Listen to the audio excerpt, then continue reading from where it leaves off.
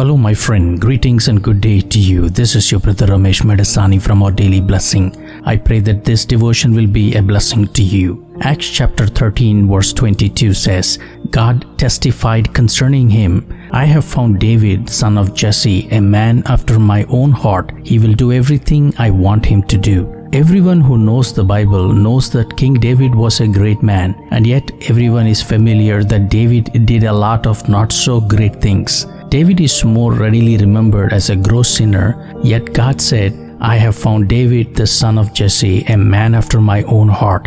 David committed many mistakes, yet God commends the heart of David, because in his heart David repented and learned from his mistakes. King David was teachable and humble in spite of being the king of Israel. Though he stumbled, he humbled himself and acknowledged his ignorance, confessed his weakness, desired God's goodness and greatness. God is seeking after men and women who would seek his heart, not what he gives. David's recognition comes from his relationship with God Almighty. Our greatness lies not in our accomplishment, but in our acknowledgement of our own weakness and God's greatness. Our goodness does not stem from doing certain good deeds, but from God's graciousness. It is because of this that we are capable of doing good deeds. Blessedness is better than greatness. How we all need to realize this truth on a daily basis. The second part of this verse gives the reason why David had that kind of salutation from God himself,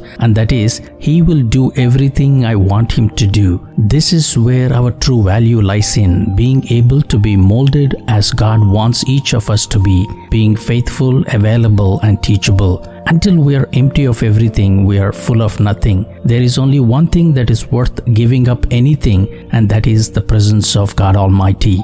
David may have failed many times in many ways, but he never failed to honor and worship God with a pure and undivided heart. And that, my friend, is the secret to spiritual success. Remember, my friends, our usefulness is best explained in being used of God and best expressed in using our time and talents. Shall we pray? Righteous and gracious Lord, forgive us of our unrighteousness and disgracefulness. Help us, Spirit of God, to be faithful and true to you in all things at all times, with a grateful heart and a thankful spirit. In Jesus' name we pray. Amen. God be with you and have a blessed day.